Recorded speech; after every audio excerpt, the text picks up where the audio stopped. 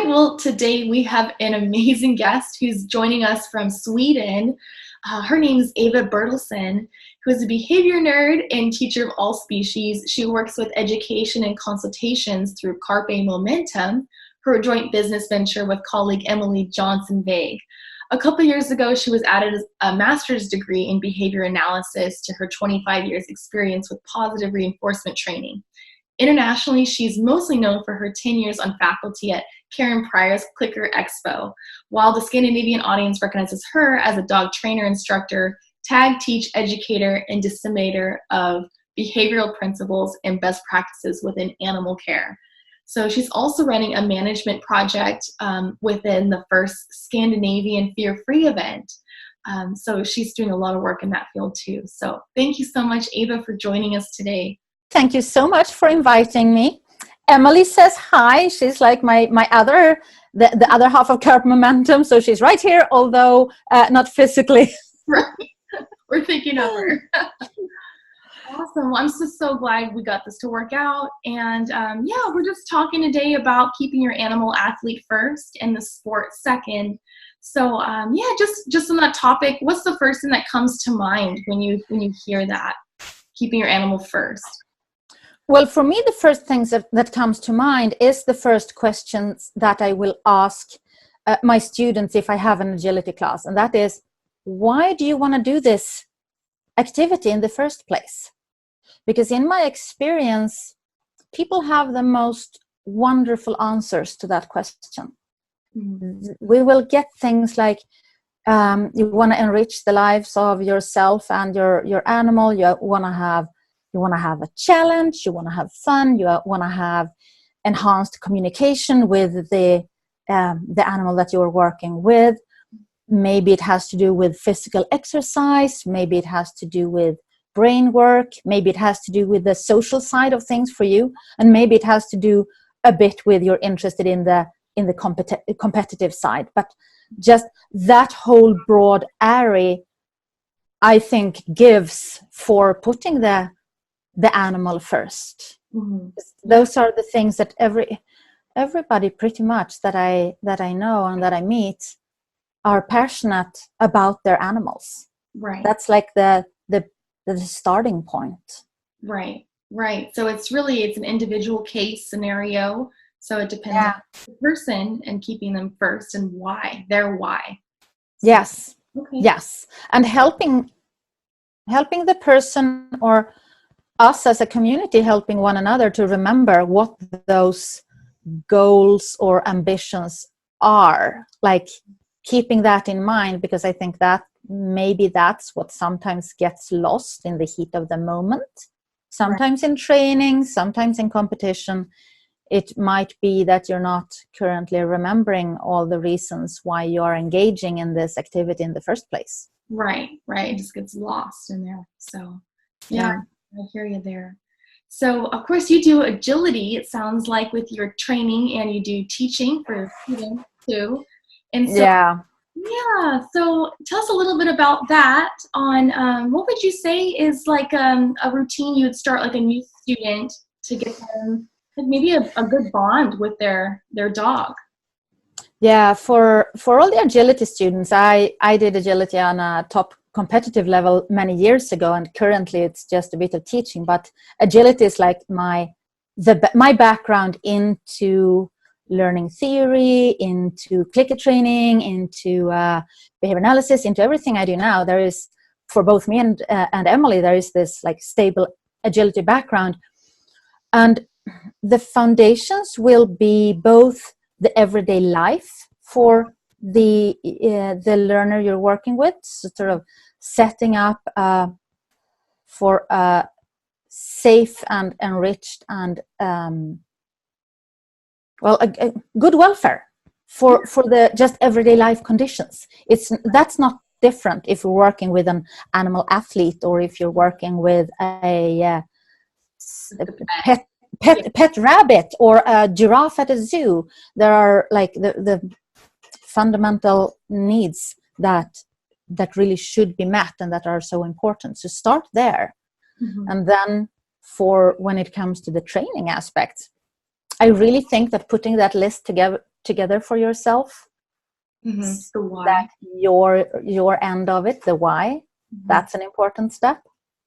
Yeah. And then comes the training foundations and the physical foundations, because agility, well, pretty much all dog sports will have both a physical component and a communication and training behavior component, and they really come together, and we need to have both with us at all times.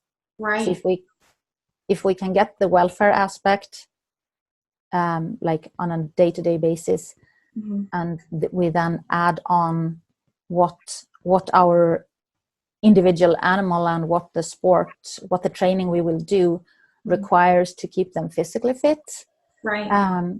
And then add positive reinforcement based training on top of that, which gives you both. Typically you'll then be able to get both the welfare aspect and the communication aspect. You get to have fun together, and you get to build the behaviors you want. There is no contradiction. I think that's important. It goes hand in hand in that sense too. Yeah. So they're living happy lives, and the welfare is high, and then you just include positive reinforcement, and it just is going together. Yeah. Okay. It does. Yeah, that makes sense. And so if you're just having like a student just starting out maybe with a new dog, and they just want to build the relationship more, like how long do you think it takes to build a relationship where you feel comfortable maybe starting to show? I'm sure it's individual. Oh yes, it's such an interesting question, because it's so individual, and it depends on what does show look like for you. You can have with an animal learner that's comfortable in the environment, then you'll have a much shorter time span.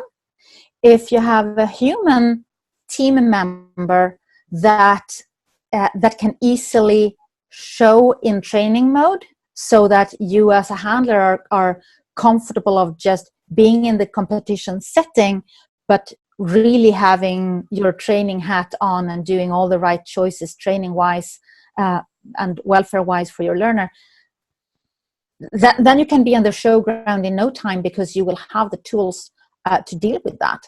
But then if you have the learner where the environment there's more work to get your learner comfortable in the difficult environment, then you should stay out of there until your animal is ready. Right. And if you can see that doing show behavior in show environment or doing training behavior in show environment is going to be too high a criteria for you as a team, so that you don't see, we want the show experience, we want the first show experience to build on your training. It shouldn't be that you train, and then you go to the first show and the training deteriorates a bit. That's if we can just have the first competition experience, the first show experience, to actually add to the training you're already doing, that would be like my my measuring point. Okay, that's a great tip too. So it'd just be using it as a stepping stone and as a training tool of just having a show would be training. So that I see. That's really interesting too. So that makes sense too. It helps them build confidence, I imagine. And yeah. And sometimes this is of course individual based also on the human, but sometimes I think it can be beneficial for the person to be out in the show environment before you're really ready to compete, like compare yourself with others. I see. It might be easier for the person to then just go in training mode and being totally focused on doing the best thing for the learner. And on the agility field, that often means, if the rules in your country and in your venue allows that often means just take a couple of obstacles, just enter the course, deliver your reinforcer and get out of there. So you won't be competing for score. You'll be on the competition ground for the training, and then, occasionally that means you'll finish the course, and maybe then you get some results. You never know. Yeah, I see. Wow, that's really smart too. I don't know, and I mean every country is different, but that's something to look into for wherever everyone's living. I imagine that's Yeah, yeah. a really good tip. And we have we've had so many interesting discussions about that with agility students, Mhm. especially if you live somewhere where the competition is really expensive, or it's not that available. You have to drive a long distance, and maybe there are not that many venues Economically. in a given in a given, yeah, or just in the area where you live. Like we're in Scandinavia, there can be really long distances. Right. But then again, like Emily said once when we were up in the northern parts of Norway, and we're talking about this, and she would be saying, well, it doesn't make sense to spend 2 full days and pay half a month of salary uh, and travel for like 10 hours in total to mess up your training. Right. To mess up your training. Yeah. Don't do that. Right. So put all that investment in doing good things for your training. Right. Yeah. That makes sense. Absolutely. So yeah, for beginners, they would just start out with maybe using, competition as just a training tool and not Yeah. actually competing, but just as a part Yes. of training. That's really a really good tip, I think, there.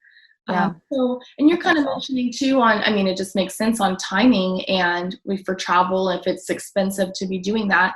What would you recommend if someone was on a budget? What would be something that you would highly recommend they invest in, if anything else, for the training of their dog? Oh, first thing would be find friends or students that will be able to help you set up good training sessions. That would be like Number one. the first thing, the number one thing. Because if you thrive in the competition environment, if you find that fun, if you can set up like mock trainings with a bunch of friends just to get experience and get to do that type of run. I know for myself, when I was competing, I could have a hard time being my best agility handler when it was just training. I sort of needed that competitive edge to really be my best handler for my dog. I see. But if sometimes we could set up like mock situations that still triggered that in me, so that I could get to practice the competition runs a bit more. I see. So That and makes if you don't have friends that you can train with, well, get students, teach them. That's how you find your training buddies if you don't have them. I That's my best solution. Yeah, I think that's really smart. Just being in the community itself and just like working with each other and giving back. And yeah, Yeah. I think that's great. That's great. I So all go ahead. I also think, especially for agility, where equipment is often expensive and training time can be expensive. It's like you need to rent a facility in order to have access to the course. Mhm. Do a lot of foundation training that doesn't require any obstacles. I see. Mhm. It's the better part of our agility book, Agility Right from the Start, is just training that can be done with anything. You don't need the obstacles. And what improves your competitive training is better foundations. Mhm. So most of the stuff you can still at a higher level, you can practice a lot of things without having proper agility equipment. I think we get a bit, I don't know, lazy or uncreative when we have access to the equipment, and then we just build On. onto what we have. Yeah. But if you look at what are the skills that you want to practice, Mhm. and you break the behaviors down so that you really get to practice the aspects that you and your dog need, then you don't need to have you don't have to be an agility equipment to do most of that. Right. Right. That's smart too. And you're saying fundamentals. I mean, it changes maybe a little bit with horses and dogs, but what would you say is the best fundamentals to just have down, especially for dogs, before you start, Yeah. like taking them, I would say maybe off leash where they're, all Mm. over. What would be really good fundamentals, would you say? Well, reinforcers for one. tangible reinforcers that you can deliver at a time and at a place where you desire, and so that you can sort of frame your training with rewards.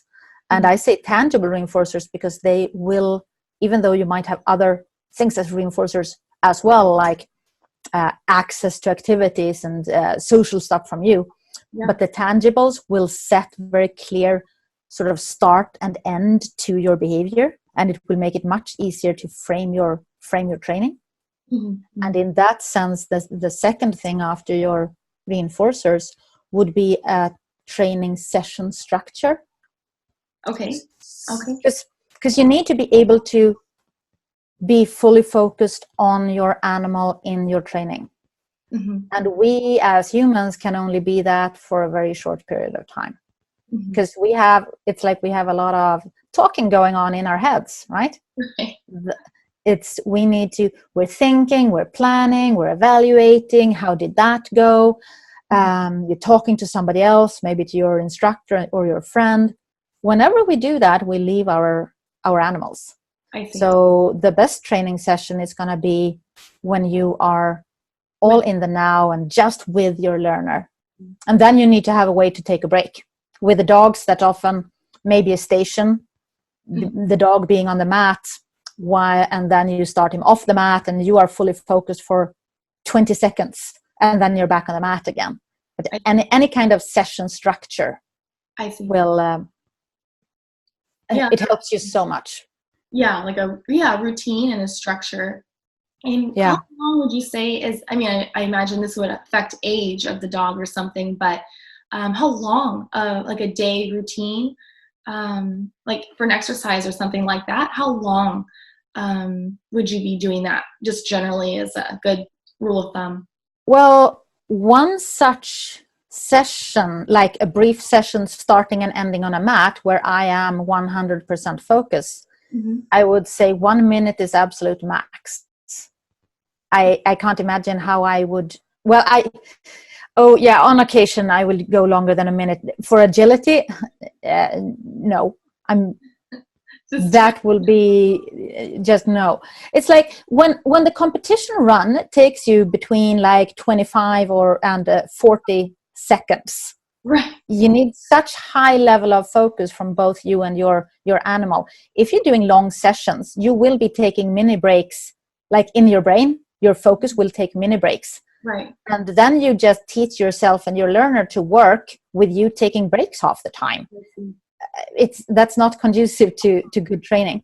Right. So I'd rather do many short sessions that are 20 seconds or 30 seconds or 45 seconds or 1 minute or maybe a little bit longer than that. But just have the brief breaks where you can like pop out of your focus bubble, take a breath, decide what to do next, and then start working again. Okay, that's really, that makes sense. That's a really good tip, because you don't want to practice things that like it's like you're practicing the wrong thing. Yes. Say. Like we're practicing to do it wrong. That doesn't make much sense, does it? No. So that also gives that it's going to be a bit easier for you to make good decisions, because you make your decisions while you're having a brief break. Right. So you get the time to think like, should I do another one? Is it going to be beneficial for us as a team and for our training progress to do another session? If I'm trying to think that while I train, well, if things are going bad, I want to fix it. If things are going good, I want to go on. So I'm just going to go on either way. But if I take a break and then I think, I might be a little bit more clear-headed and be able to stop either because it's going great. I'm not going to improve anything more now. I need to think and plan some more so that I know what I want to improve. Or if things are going not so great, well, stop and think about it. Don't just keep doing continue. That makes sense. Absolutely. So that's a really good tip. Yeah. So you just want to focus and be with your animal at that time, and then just take breaks in between. So you evaluate and say, was that good? And just a breather for a second. Yeah. And I think just like you were saying, that's going to be different depending on what's the venue or what's the species. It's going to look different, but the function can be the same. Just have some clear cues for yourself when you're stepping into your bubble of total focus and when you step out of it and take a brief break. Yeah, absolutely. Absolutely. So tell me a little bit more about what you guys do in Sweden with your competition when you're students. There are a lot of discussions regarding how can we stay positive reinforcement trainers in a setting where there is a lot of variation in the decisions that people make, in how they treat their animals, in how they train and how they behave. How can you stay the best part of yourself? So currently we're doing, well, as always, we're doing training session structure and helping people build that, because that tends to be the thing that people really benefit from and can take with them everywhere. But then there is also that part of finding the way for yourself to keep being that best trainer for your learner, and that might require some community building and maybe also some decision making from your part of what are you going to watch, when are you going to step away, who is going to be your training buddy, what community do you decide to hang out with, right, to be able to keep being the trainer and the competitor that you personally want to be. Right. So you hang out with the people you want to be around to help you build where you want to be.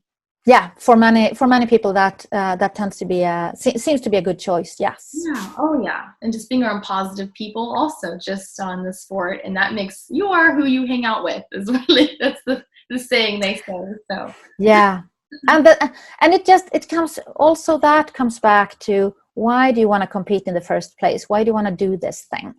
Often the reasons are not only competition score. There are the social aspects. There are the spending time with your animal.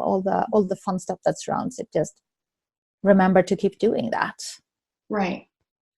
And this is a kind of not necessarily off topic, but just kind of, I have a question on, I'm just curious too, for dogs, what kind of injuries do you normally, I mean, it's a common injury that we could avoid, that you might be in the field that it's like, oh, well, we did this, we could have avoided that. It's just a common thing that we can't avoid. Is there anything like that? Well, actually, for the agility dog specifically, I think teaching an understanding of your handling so that your dog can actually easily follow you is really high on that list, because injuries can easily happen if your dog tries to adjust at top speed and misunderstood you and is now trying to fix that. I see. So for the agility dogs, I think that's an aspect that might often be forgotten. Then, of course, with, again, specifically the agility dogs, practicing jumping technique. I think the horse community is way ahead in when it comes to that, of really working with the technique of jumping. Dogs tend to jump. They jump.